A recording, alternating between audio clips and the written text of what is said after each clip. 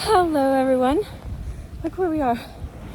We're gonna read Sir Gibbie, but I brought us down, thank you God. The sun's behind a cloud, but it was just out. We got here to the ocean. Look how vast it is. All my sins are washed away, I've been redeemed. Look, love, I don't have Princess Leia, she's not allowed on this beach. My dog. But I was gonna start here and then I'll go back there so we can hear.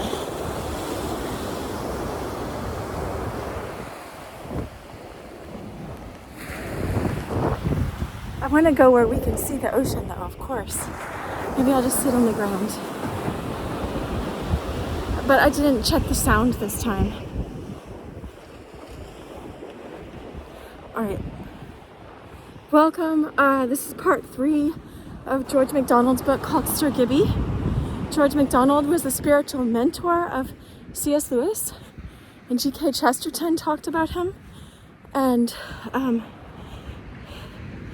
anyway, I read some amazing quotes about George MacDonald last night when I was looking up. I think the Scottish guy's name is Jack Thomas. I could be wrong. But I was trying to look up for us some of the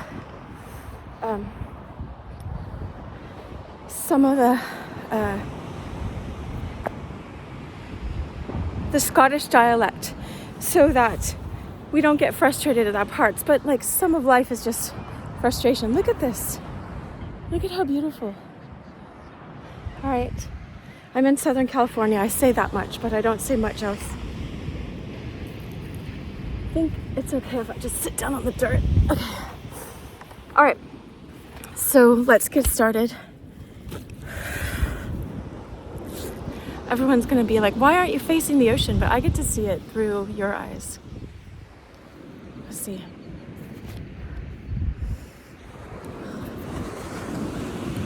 All right. I wanted to get up close so that we could see it first. So I didn't set up the tripod, but it'll only take a second. So let's see what else we can say about this book. Is just don't worry, trust if you're on this part.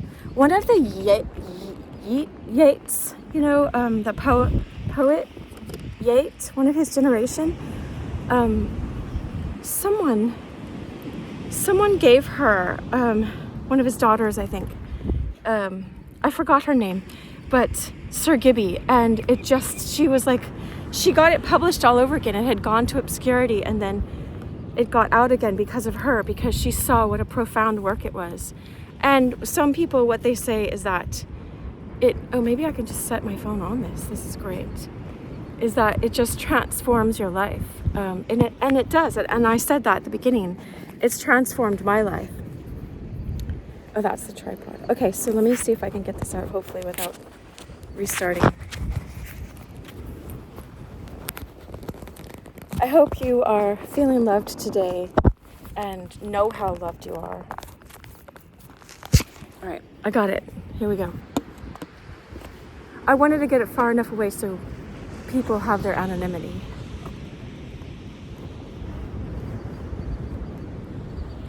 Okay, look at that.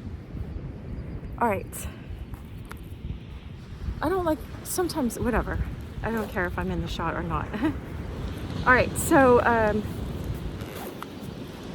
this book is from the 1800s, so it's free domain. I put the link in the description of the first one, and I put a lot of the vocabulary under the comments. In the pinned comments, I just pasted a dictionary of the vocabulary from back then for some of the Scottish words that we didn't, or, you know, he goes into old dialect, old Scottish. And I guess at the time they knew how to go back and forth, but then it's lost on us, you know. I did a whole teaching on this song called Lost on You, but that's just what comes to my mind. I'm not sure if that, sometimes it's just random thoughts, sometimes it's the Holy Spirit. You have to learn and practice to discern. All right, so we are on chapter 4 called The Parlour, all right?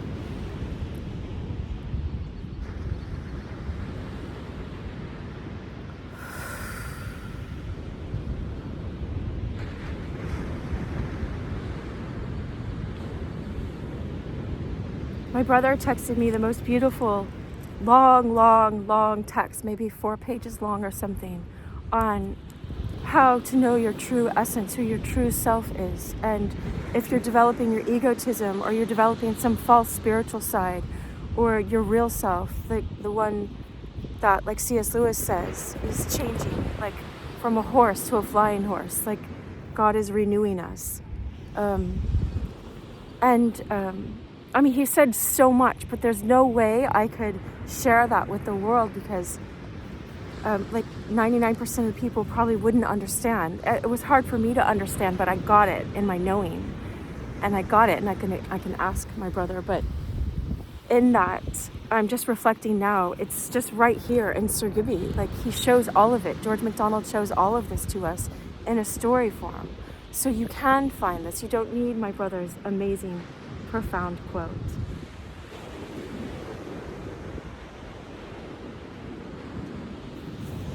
All right, the parlor.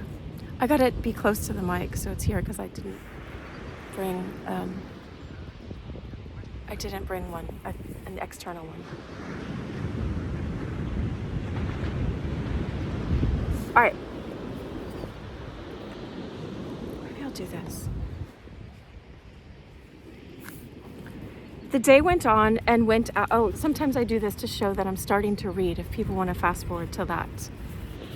I had just shown it before, but the day went on and went out. Its short autumnal brightness quenched in a chilly fog. All along the Whitty Hill, the gas was alight in the low-browed, dingy shops. To the well-to-do citizen hastening home to the topmost business of the day, his dinner, these looked the abodes of unlovely poverty and mean struggle. Oh, all right, so those who are in poverty, it looks like they're going home from the topmost of business in the day to this grand dinner, you know. These looked the abodes of unlovely poverty and mean struggle, even to those behind their counters, in their back parlors, and in their rooms above. Everything about them looked common to most of them, save the owners wearisome. But to yon pale-faced student, we're talking about Gibbie, Sir Gibbie, right? Gliding in the glow of his red gown through the grey mist back to his lodging and peeping in at every open door as he passes, they are so full of mystery that gladly would he yield all he has gathered from books for one genuine glance of insight into the vital movement of the hearts and households, of which those open shops are the sole outward and visible signs. Each eternal wings of love and purpose. Each house to him a nest of human birds, over which brood the eternal wings of love and purpose. So you'll see, anyway. Only such different birds are hatched from the same nest. And what a nest was then the city itself, with its university, its schools, its churches, its hospitals, its missions, its homes, its lodging houses, its hotels, its drinking shops, its houses viler still. Oh, their house is viler still, right? Its house is viler still. I'll just leave it. Its factories, its ships, its great steamers, and the same humanity busy in all. Here, the sickly lady walking in the panoply of love, unharmed through the horrors of vicious suffering. Wow. There, the strong mother,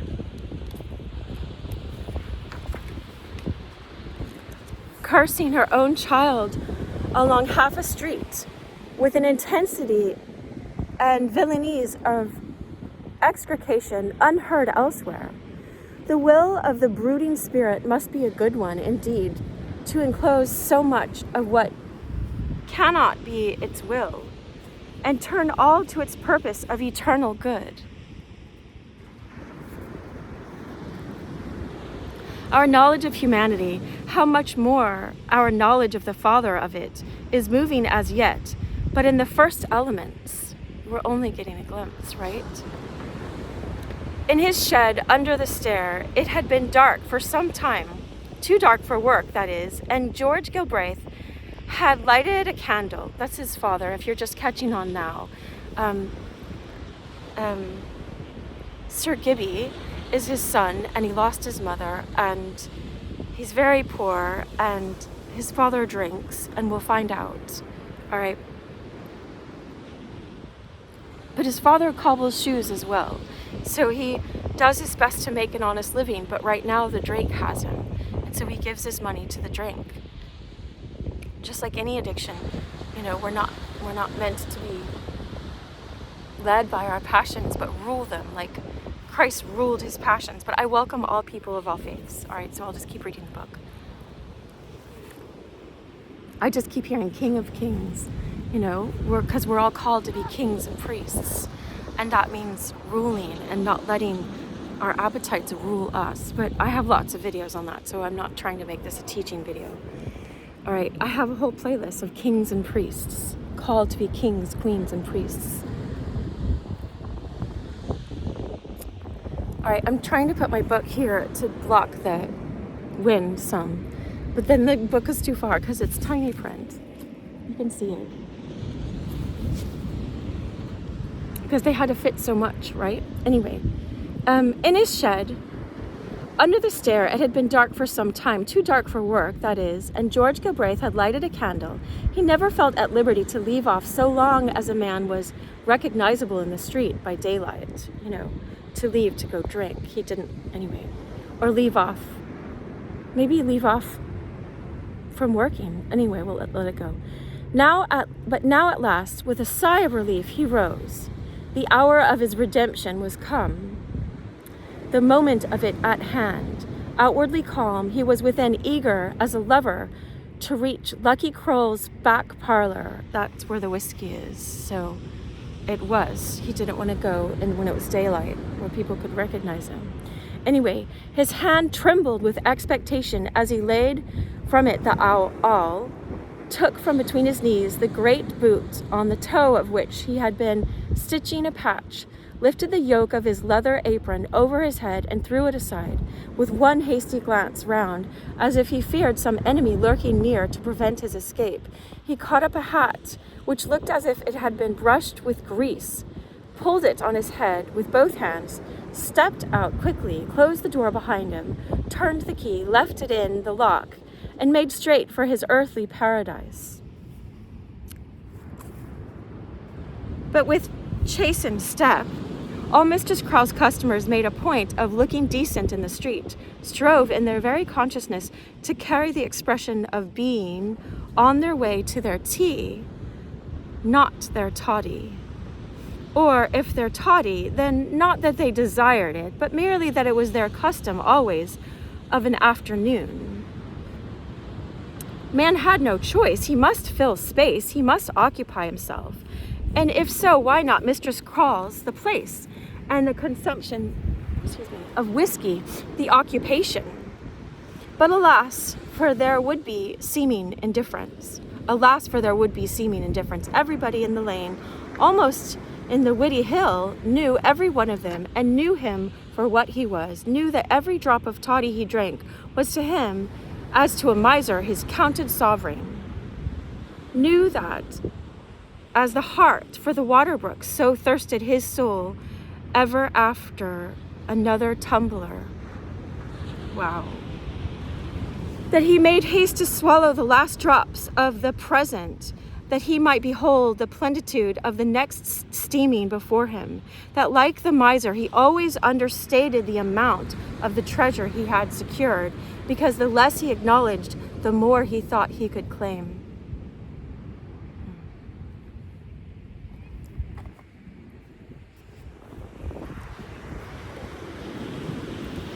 George was a tall man of good figure, loosened and bowed. His face was well favored, but not a little wronged by the beard and dirt of a week, through which it gloomed, haggard and white. Beneath his projecting black brows, his eyes gleamed doubtful, as a wood fire where white ash dims the glow. He looked neither to the right nor left, but walked on with marvelous I'm with moveless, dull gaze, noting nothing. Wow.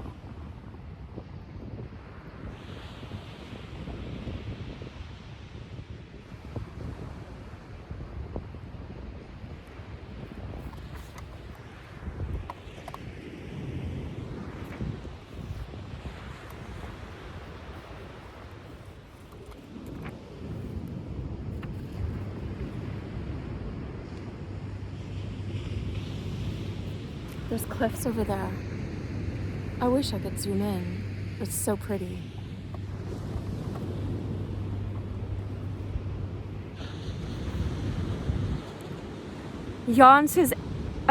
He's his own worst enemy, said the kindly grocer wife as he passed her door.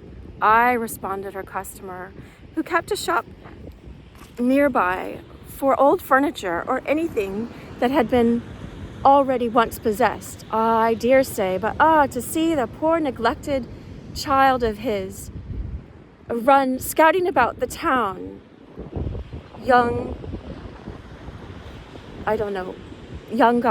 boy, with little but nothing but a jacket, little of a jacket, but the collar and nothing in the breeches, but the back of it. Woman, it makes a mother's heart so sad to look upon it. It's a providence that his mother's well away and cannot see it. It would turn her in her grave. All right, so I didn't write anything on this. I have this. I just listened to Jack Thomas's, so I didn't want to copy his work. I think that's his name. It's this wonderful man who translated the Scottish for us. But this is it, if you want to see it in the original Scottish Baroque language type of thing, or not Baroque, whatever it's called. And then, I got it on Kindle for $5 last night. But I had his Audible already where he reads it the correct way. Well, he says it and you can hear what he's saying. But he has a book where he took this because it's free domain, but he has the old Scottish on one side and the regular English on the other side. If you want that, I'm not trying to plug his book, but I don't want to take anyone's work that they worked hard to do because I know how hard it was. I just came out with my book. It's called 12 Ways to Heal Trauma, and it took me 2 years, a little over a year to write, and then a whole year to edit it. Because anyway, I won't go into why. But anyway, so that's what he's saying as far as I remember from, and I'm just translating what it's saying. So anyway, George was the first arrival at Mistress Crawl's that night. He opened the door of the shop like a thief and glided softly into the dim parlor where the candles were not yet lit.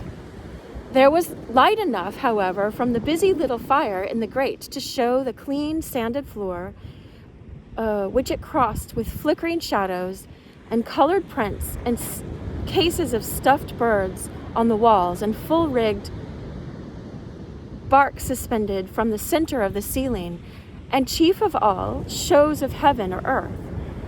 The black bottle on the table, with the tumblers, each holding its ladle and its wine glass turned bottom upwards. Nor must I omit a part without which the rest could not have been a whole. The kettle of water that sat on the hob, softly crooning. Compared with the place where George had been at work all day, this was indeed an earthly paradise, because he'd been just working cobbling shoes. But who knows how he could have made his own little home, Anyway,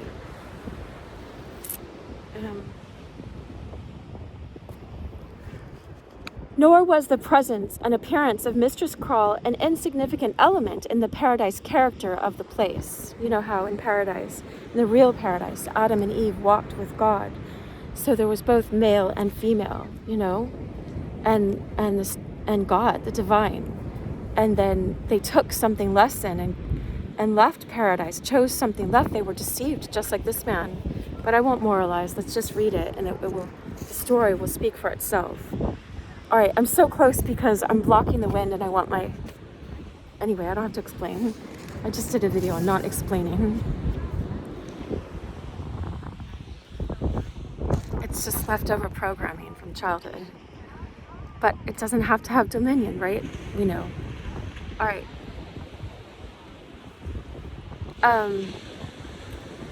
Nor was the presence and appearance of Mistress Kroll an insignificant element in the paradisal character of the place, right? She was now in a clean white cap with blue ribbons. Her hair was neatly divided and drawn back from her forehead. Every trace of dirt and untidiness had disappeared from her person, which was one of importance both in size and in bearing. She wore a gown of some dark stuff with bright flowers on it and a black silk apron. Her face was composed almost to sadness, and throughout the evening, during which she waited in person upon her customers, she comported herself with such dignity that her slow step and stately carriage seemed rather to belong to the assistant at some religious ceremony than to one who ministered at the orgies of a few drunken tradespeople. She was seated on the horsehair sofa in the fire twilight, waiting for customers, when the face of Galbraith came peering round the door cheek. "Come on in," she said hospitably, and rose. But as she did so, she added with a little change of tone, "But I'm thinking you might have forgotten, Sir George. This is Saturday night, right? You know."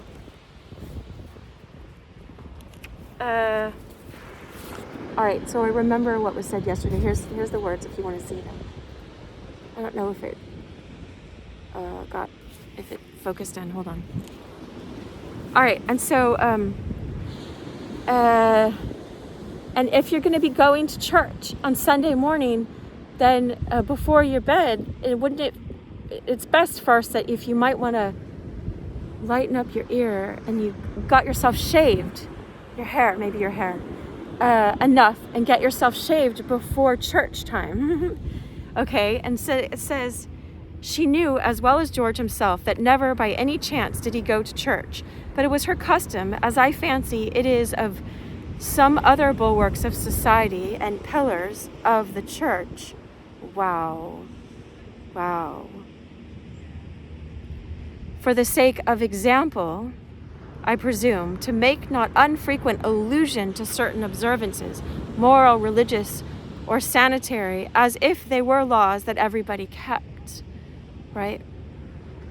So it's not just someone in a drinking house that pretends anyway, but maybe it wakes up something as well, right?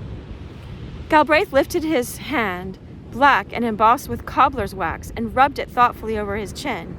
He accepted the fiction, you know, the story offered him, as was but the well-known prologue to a hebdomadal passage between them. Like, you know, a joint fantasy story, you know, anyway. What if he did not intend to go to church the next day? Was that any reason why he should not look a little tidier when his hard week's work was over, and his nightly habit was turned into the comparatively harmless indulgence of a Saturday, in sure hope of the day of rest behind? "Troth, I didn't remember it was Saturday," he answered. "I wish I had putten on a clean shirt and washen my face, but I'll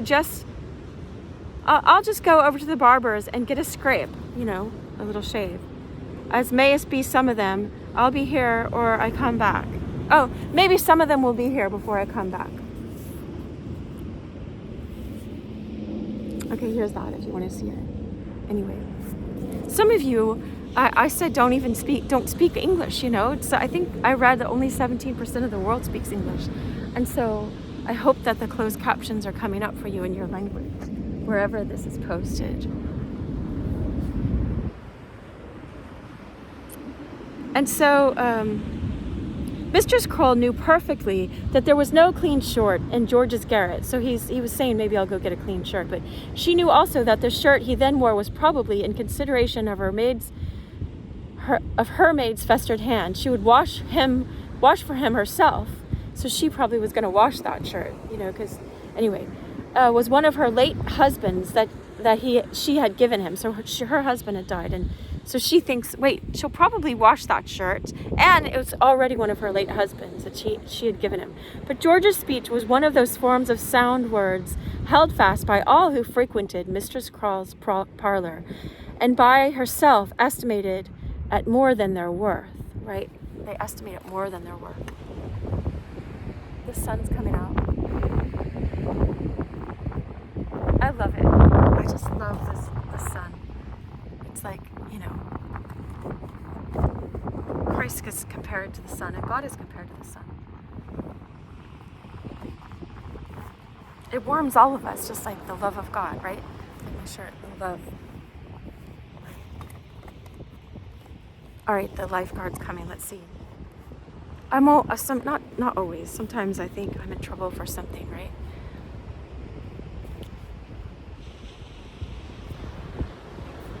No, they just wait.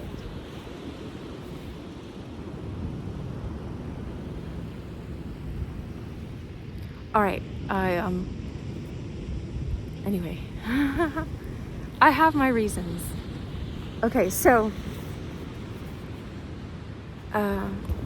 it's so fun to be friendly. All right. Wow.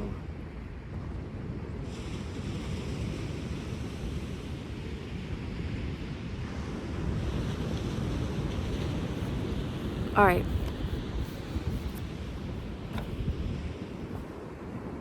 I like the sun on my arms because it's good for vitamin D, but I'll wait because it's still a bit chilly and I'm not walking. All right, so, yeah. Sorry, sometimes anyway, let's go. Let's go. Let's keep going. It's best to just get right back on track. So, the woman had a genuine regard for Galbraith. Neither the character nor fate of one of the rest gave her a moment's trouble, but in her secret mind she deplored that George should drink so inordinately and so utterly neglect his child as to let him spend his life in the streets. She comforted herself, however, with the reflection that seeing he would drink, he drank with no bad companions, drank at all events where what natural wickedness might be in them was suppressed by the sternness of her rule. Were he to leave her fold for a fold in very truth, and not a sty, it appeared to her, and wander away to Jack Thompson's or Jamie Duke's, he would be drawn into loud and indecorous talk, probably into quarrel and uproar. In a few minutes, George returned, an odd contrasts visible between the upper and lower halves of his face. Hearing his approach, she met him at the door.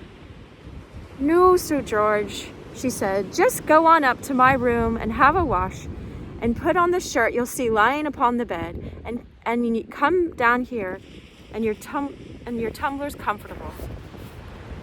Those are the words. George's whole soul was bent upon his drink, but he obeyed her as if she had been twice his mother.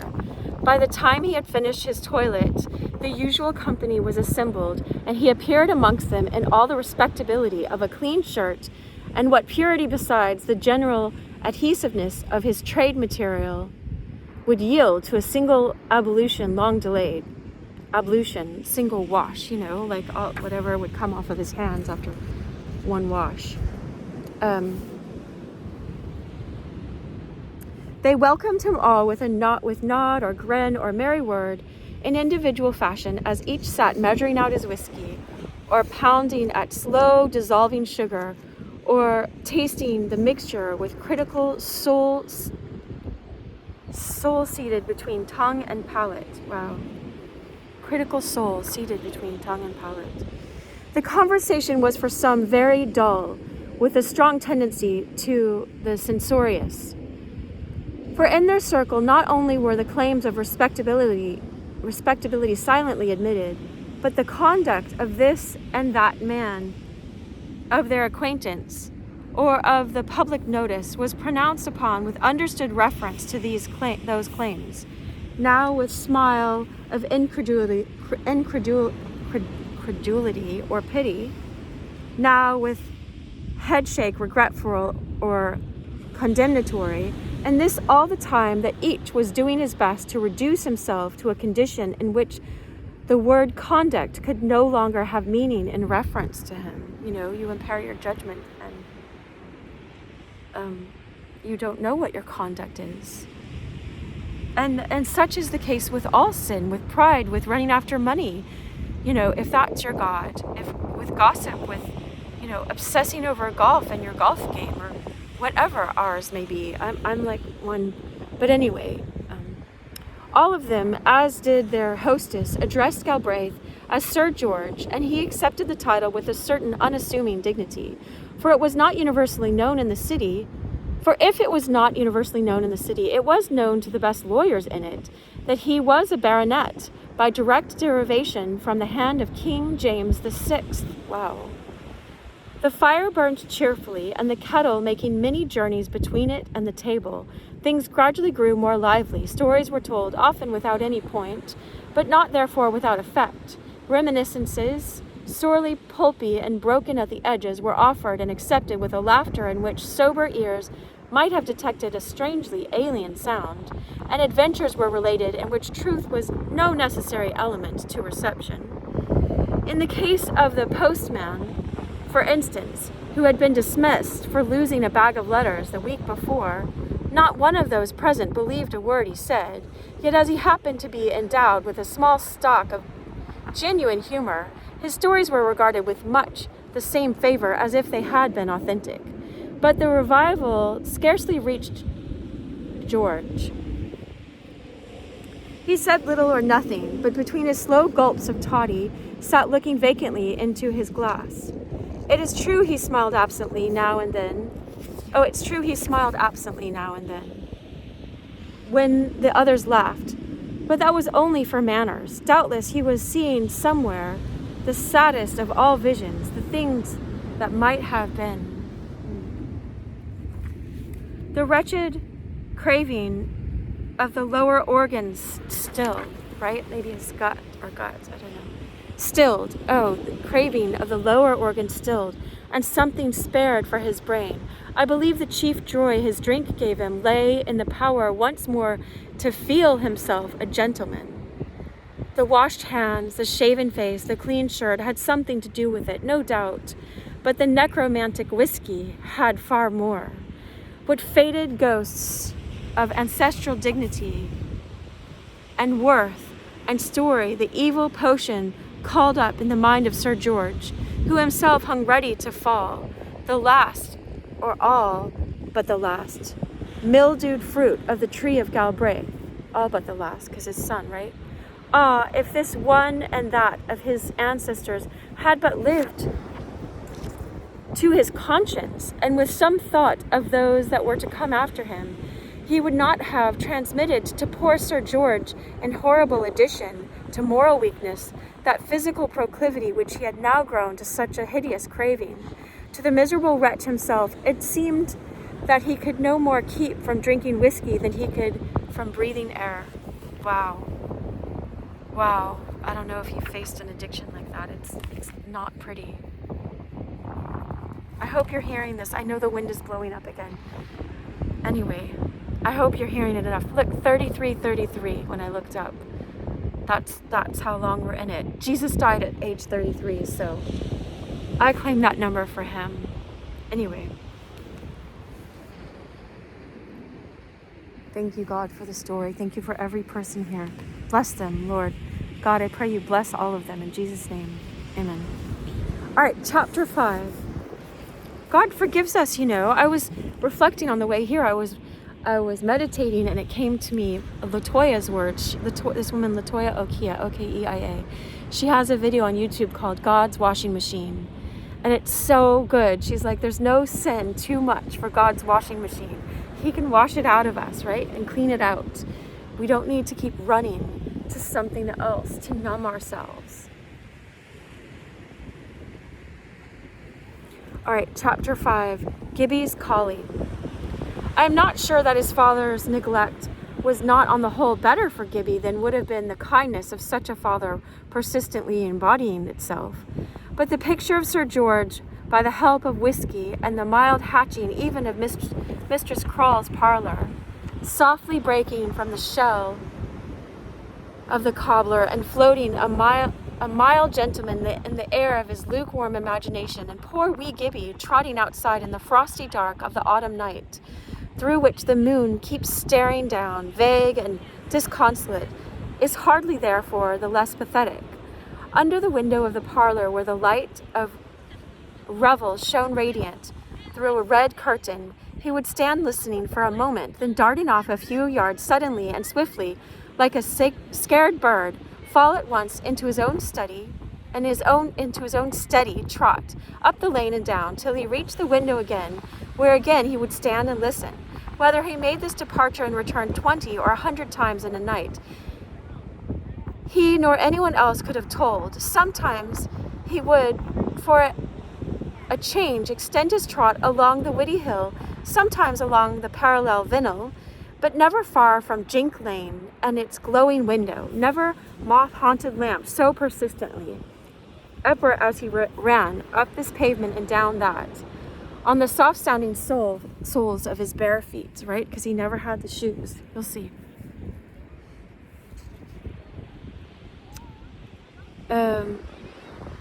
The soles of his bare feet, the smile on the boy's face grew more and more sleepy, but still he smiled, and still he trotted, still paused at the window, and still started afresh. He was not so much to be pitied as my reader may think. Never in his life had he yet pitied himself. He'd never pitied himself. The thought of hardship or wrong had not occurred to him. It would have been difficult, impossible, I believe, to get the idea into his head that existence bore to him any other shape than it ought. Things were with him as they had always been. Remember, his mother died really early after his birth. And whence was he to take a fresh start and question what had been from the beginning? Whence had he, had he any authority interfered with a decree that Gibbie should no more scour the midnight streets, no more pass and repass that far shining splendor of red, then indeed would bitter, though inarticulate, complaint have burst from his bosom. But there was no evil power to issue such a command, and Gibbie's peace was not invaded. He just stayed in peace. He was in peace. You'll see, you can determine what's going on with him. He's not able to speak. He's mute, but not deaf, right? It was now late, and those streets were empty. Neither carriage nor cart, wheelbarrow nor truck went any more, humping and clattering over their stones. They were well lighted with gas, but most of the bordering houses were dark. Now and then a single foot-farer passed with loud, hollow-sounding boots along the pavement, or two girls would come laughing along, their merriment echoing rude in the wide stillness. A cold wind, a small, forsaken, solitary wind, moist with a thin fog, seemed, as well as wee Gibbie, to be roaming the night, for it met him at various corners and from all directions. But it had nothing to do and nowhere to go, and there it was, not like Gibbie, the busyness of whose life was even now upon him, the mightiest hope of whose conscious being was now awake. All he expected, I want this ocean to be in the background. Sorry, I'm like, what? All he expected, or ever desired to discover by listening at the window was simply whether there was yet signs of the company's breaking up, and his conclusions on that point were never mistaken. How he arrived at them, it would be hard to say. Seldom had he there heard the voice of his father, still seldomer anything beyond its tone. This night, however, as the time drew near when they must go, lest the Sabbath should be broken in Mistress Crawl's decent house, and Gibbie stood once more on tiptoe with his head just on the level of the window sill, he heard his father utter two words. Up Darside came to him through the window, in the voice he loved, plain and distinct. The words conveyed to him nothing at all. The mere hearing of them made them memorable. For the time, however, he forgot them, for by indications best known to himself, he perceived that the company was on the point of separating, and from that moment did not take his eyes off the door until he heard the first sounds of its opening. However, it was always hard for Gibbie to stand still, and especially hard on a midnight so cold that his feet threatened to grow indistinguishable from the slabs of pavement. He was driven, in order not to lose sight of it, to practice the art already cultivated by him to a crab-like perfection of running first backwards and forwards with some scarcely superior speed. But it was not long ere the much-expected sound of Mistress Croale's voice heralded the hour for patience to blossom into possession. The voice was neither loud nor harsh, but clear and firm. The noise that followed was both loud and strident. Voices had a part in it, but the movement of chairs and feet, and the sudden contact of different portions of the body with walls and tables had a larger. The guests were obeying the voice of their hostess, all in one, like a flock of sheep, but it was poor shepherd work to turn them out of the fold at midnight. Gibbie bounded up and stood still as a statue at the very door cheek, until he heard Mistress Croale's hand upon the lock, when he bolted, trembling with eagerness, into the entry of a court a few houses nearer to the Whitty Hill. One after one, the pitiable company issued from its paradise, and each stumbled away, too far gone for leave-taking. Most of them passed Gibbie where he stood, but he took no heed. His father was always the last and the least capable, but often, as he left his door, never did he close it behind him, until, with her own eyes, Mistress Croale had seen Gibbie dart like an imp out of the court to take him in charge, and all the weary way home, hover, not very like a guardian angel, but not the less one in truth, around the unstable equilibrium of his father's tall and swaying form.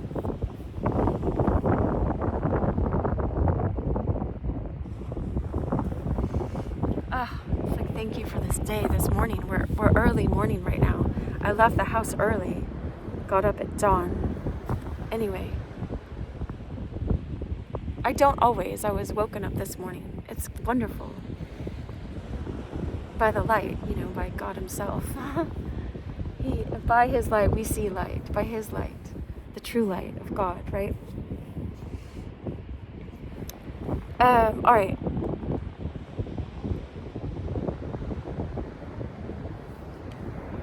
Thereon commenced a series of, swaying forth, tall and swaying forth, and thereupon commenced a series of marvelous gymnastics on the part of wee Gibbie. Imagine a small boy with a gigantic top, which 6 times his own size he kept erect on its peg, not by whipping it round, but by running round it himself, unfailingly applying it at the very spot. Look, right when we said that, the sun comes out for a moment.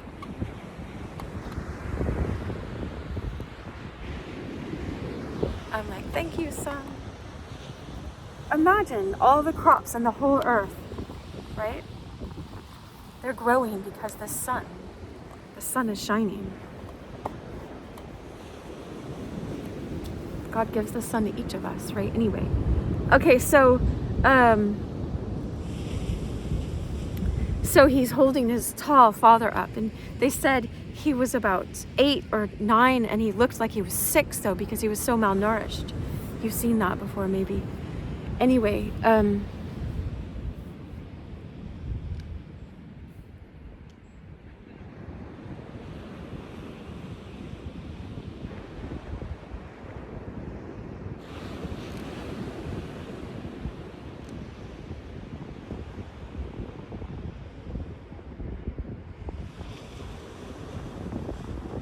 if you want to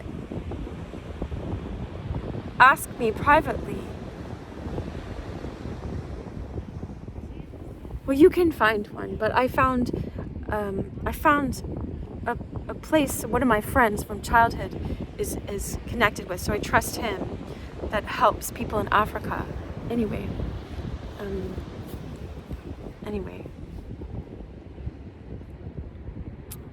I just thought of the children there that are so, they help widows, people whose husbands were earning the way, and then their husbands died suddenly.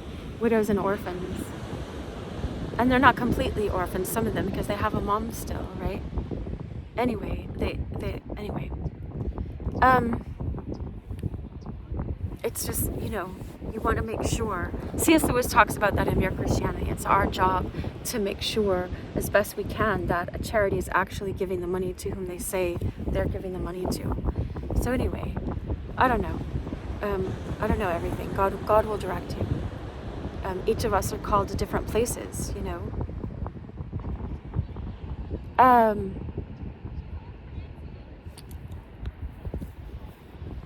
Okay. So thereupon commenced a series of marvelous gymnastics on the part of wee Gibbie. Imagine a small boy with a gigantic top, which 6 times his own size, he keeps erect on its peg. Oh, like when you're spinning a top, right? Not by whipping it round, but by running round it himself, unfailingly applying at the very spot, at the very moment, the precise measure of impart necessary to counterbalance its perpetual tendency to fall in one direction or another, so that the two have all their air of a single invention. Such an invention as one might meet with in an ancient clock, contrived when men had time to mingle play with earnest, and you will have in your mind's eye a real likeness of Sir George, attended any midnight in the week by his son Gilbert. Home the big one staggered, reeled, gyrated, and tumbled. Round and round went the little one, now behind, now before, now on the side, now on that, his feet never more than touching the ground, but dancing about like those of a prize fighter, his little arms up and his hands well forward, like flying buttresses. God help us all. And such indeed they were, buttresses which flew and flew all about a universally leaning tower. They propped it here, they propped it there, with wonderful judgment and skill and graduation of force. They applied themselves, and with perfect success. Not once, for the last year, had a year and a half, during which time wee Gibbie had been the nightly guide of Sir George's homeward steps, had the self-disabled mass fallen prostrate in the gutter, there to snore out the night. Not once had he. It's hard sometimes to know when we ought to be that for others, and then ought to let them fall and snore in the gutter. You never want harm to fall someone, and yet, anyway, I won't go in and moralize. Let's just let the story teach us, right? I love it that I don't have to lead here. The story can lead us, and I trust God to speak through George MacDonald. In this moment, God is above time. So us trusting God to speak through the creativity that he gave George MacDonald and the gifts. He's filled with the Holy Spirit. He was a Christian, His unspoken sermons are amazing. And C.S. Lewis's life was changed by Paralandria, his science fiction. C.S. Lewis wrote Paralandria. Fantasties. I'm thinking with the P. It starts with a P. Fantasties, Phantastes, that George MacDonald wrote. I've read that a few times, I think, and I still can't understand that one, but that's okay. Let's read this one.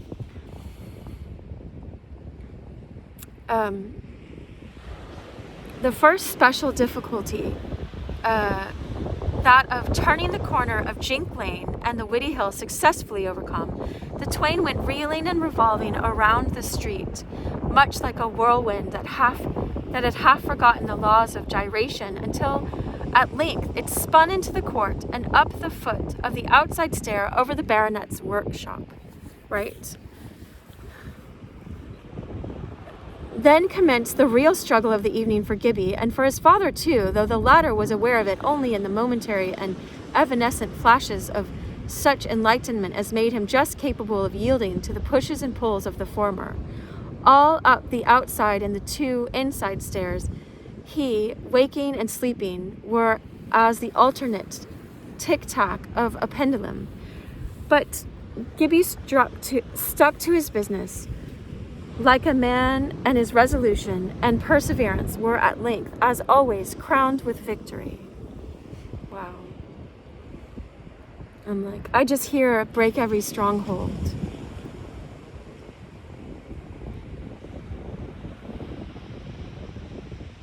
There's a song called I Just Want to Speak the Name of Jesus, and I didn't know it that well, but I I sang it for us on my YouTube channel, and I did a teaching on it. When I had first heard it, I didn't know it, but I was so moved by the song. I was like, I'm going to sing it. By the end, I think I did. But anyway, it's like, break every stronghold. And there's a verse someone sent me yesterday. I think it's in 2 Corinthians that talks about that, for the breaking down of strongholds and the bringing to captivity every thought to the Lord Jesus Christ. Anyway, it's talking about how I wrestle against not flesh and blood, but principalities. There's principalities behind what Gilbert Galbraith was doing in the story. Anyway, crowned with victory, the house in which the lords and ladies had often reposed was now filled with very humble folk who were all asleep when Gibbie and his father, that's in the last chapter, you can hear, entered. But the noise they made, the last reading of this, the last video, the noise they made in ascending caused no great disturbance of their rest. For if any of them were roused for a moment, it was but to recognize at once the cause of the tumult. And with the remark, it's only wee Gibbie's lugging home Sir George, to turn on the other side and fall asleep again. Arrived at last at the garret door, which stood wide open, Gibbie had small need of light in the nearly pitch darkness of the place, for there was positively nothing to stumble over or against between the door and the ancient four-post bed, which was all of his father's house that remained to Sir George. Just this bed, right? With the heavy, shuffling feet, the drunkard lumbered laboriously bedward, and the bare post and crazy frame groaned and creaked as he fell upon the oat chaff that lay waiting him in place of the vanished luxury of feathers. So I guess an oat-filled bed or something, Wee Gibbie flew at his legs, nor rested until the one after the other he had gotten them on the bed. If then they were not very comfortably deposited, he knew that in his first turn their owner would get them all right. And now rose the culmination, I think, of Gibbie's day. Its cycle rounded through regions of banishment, returned to its notice of bliss. In triumph, he spread over his sleeping father, his dead mother's old plaid of Gordon tartan, so like their crest, their maybe whatever, the blanket that has their family crest on it. All the bedding they had, and without a moment's further delay, no shoes even to put off, crept under it and nestled close upon the bosom of his unconscious parent. A victory more, another day ended with success, his father safe, and all his own, the canopy of the darkness and the plaid over them, as if they were the one only two in the universe, his father unable to leave him, his for whole dark hours to come. It was Gibbie's paradise now. His heaven was his father's bosom, just to feel his father's love and be held, just like normal affection from a father, to which he clung as no infant yet ever clung to his mother's. He never thought to pity himself that the embrace was all on his side, that no answering pressure came back from the prostrate form. He never said to himself, my father is a drunkard, but I must make the best of it. He is all I have. He clung to his one possession, only clung. This was his father, all in all to him. What must be the bliss of such a heart, of any heart, when it comes to know that there is a Father of fathers, yea, a Father of fatherhood, right? God our Father that comes through this fathering that he's just experiencing because he's not judging it. A Father who never slumbers nor sleeps. There's a verse that says that. Lo yenum velo yeshon, henelo yenum velo yeshon, shomir Yisrael. He that watches over Israel, it's a psalm. I learned it in Hebrew when I was 17. Neither slumbers nor sleeps. The watcher over Israel, that's what that shomir, yeah. And I don't know if I got all the Hebrew correct. That was just what I remember from 17. Anyway, a Father who never slumbers nor sleeps, but holds all the sleeping in his ever-waking bosom, a bosom whose wakefulness is the sole fountain of their slumber. The conscious bliss of the child was of short duration, for in a few minutes he was fast asleep. But for the gain of those few minutes only, the day had been well spent. Chapter 6. A Sunday at Home. I'm going to read a bit of this because we have 5 more minutes. Such were the events of every night, and such had they been since Gibbie first assumed his office of guardian, a time so long in proportion to his life that it seemed to him, as one of the laws of existence, that fathers got drunk and Gibbies took care of them. But Saturday night was always one of special bliss, for then the joy to come spread its arms beneath and around the present delight. All Sunday his father would be his, on that happiest day of all the week. He never set his foot out of doors except to run twice to Mistress Kroll's, once to fetch the dinner which she supplied from her own table, and for which Sir George regularly paid in advance on Saturday before commencing his potations. Before he drinks, he would give her the money for Sunday dinner. But indeed, the streets were not attractive to the child on Sundays. There were no shops open, and the people in their Sunday clothes, many of them with their faces studiously settled into masks intended to express righteousness, were far less interesting, because less alive than the same people in their workday attire in their shops were seated at their stalls or driving their carts or looking thoroughly human. As to going to church himself, such an idea had never entered his head. He had not once for a moment imagined that anybody would like him to go to church. And such as he ever went to church, that church was at all a place to which Gibbie, with fathers to look after, should have any desire to go.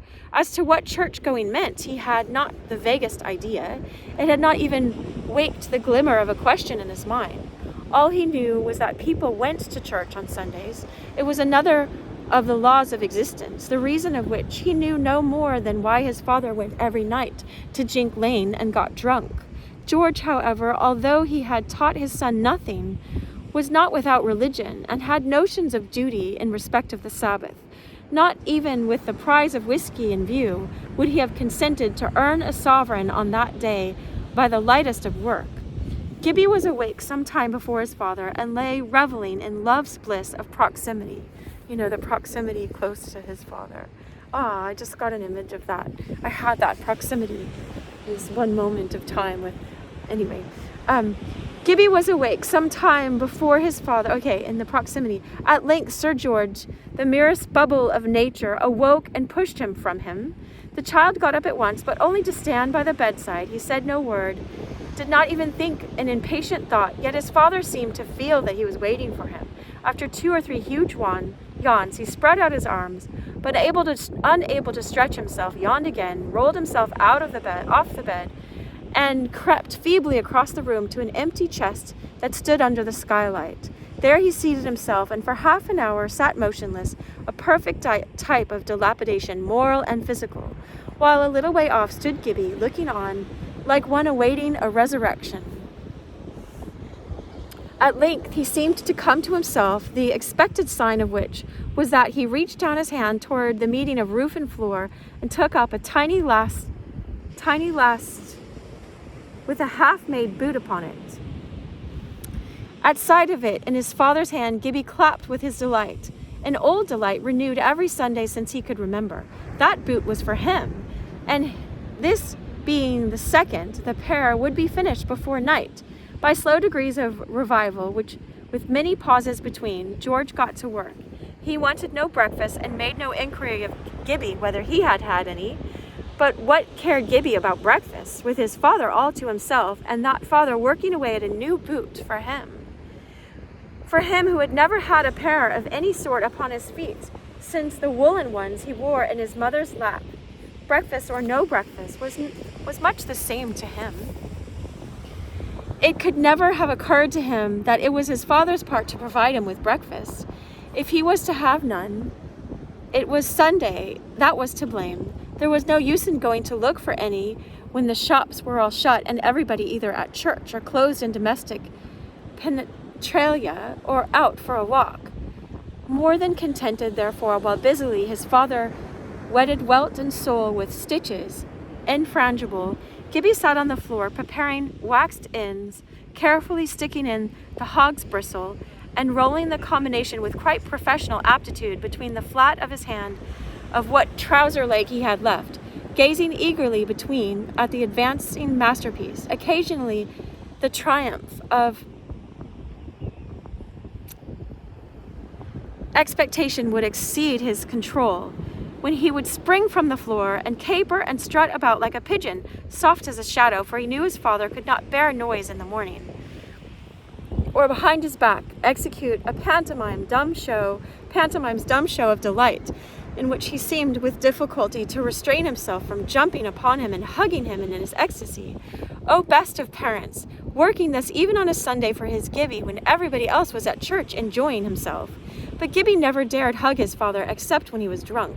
Why, he could hardly have told. Relieved by his dumb show, he would return quite as an aged grimalkin, and again deposit himself on the floor near his father, where he could see his busy hands. All this time, Sir George never spoke a word. Incredible as it may seem, however, he was continually off and on trying his hardest to think of some Sunday lesson to give his child.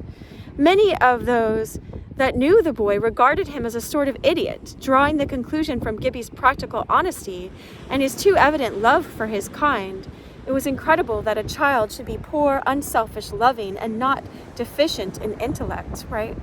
They thought he was an idiot because he would find like diamonds and rings or whatever, earrings, and give them back to the owners or give them to the police or whatever, right? His father knew him better, yet he often quieted his conscience in regard to his education with the reflection that not much could be done for him.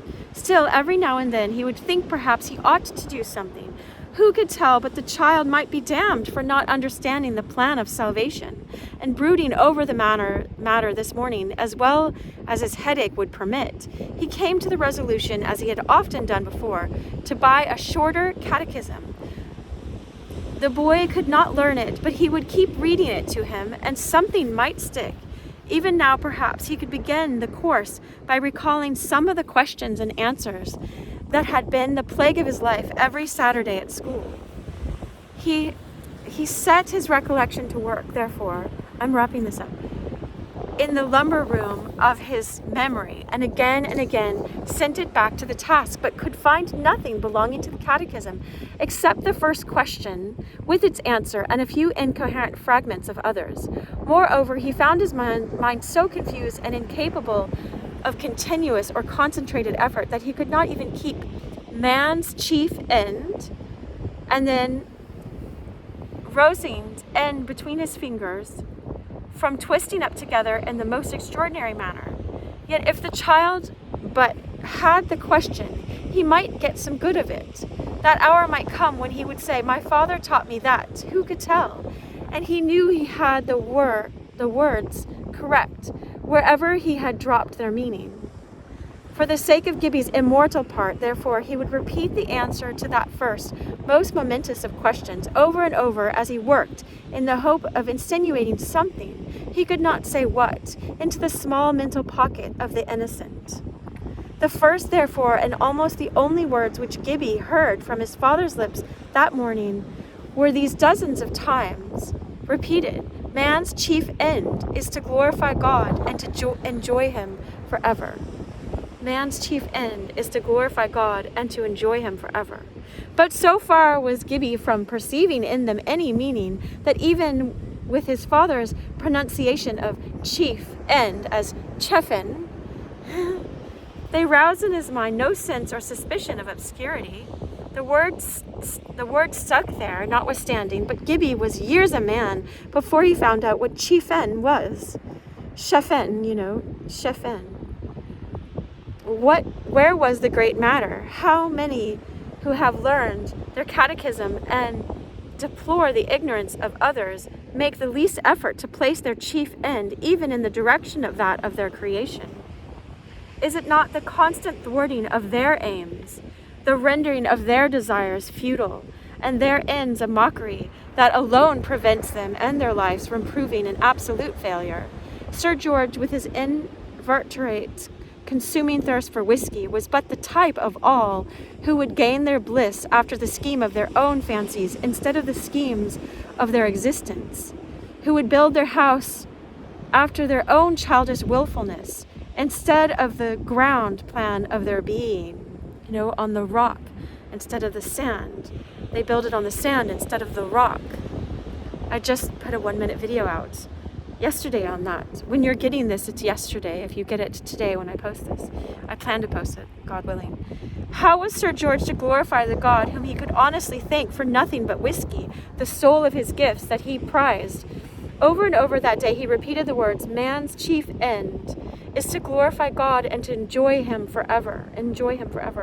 And all the time his imagination, his desire, his hope was centered on the bottle, which with his very back he felt where it stood behind him, away on the floor at the head of the bed. Nevertheless, when he had gone over them a score of times or so, and Gibbie had begun by merry look and nodding of his head to manifest that he knew what was coming next, the father felt more content with himself than for years past.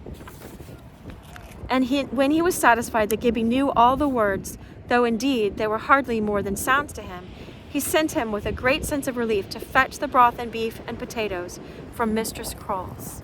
All right, that's where we'll end today. This chapter is called A Sunday at Home that we're on. All right, I wish you so much love. Share this with others who who come to your mind and heart. I wish you so much love, right? Always, always love, real love, much love in Christ. Bye.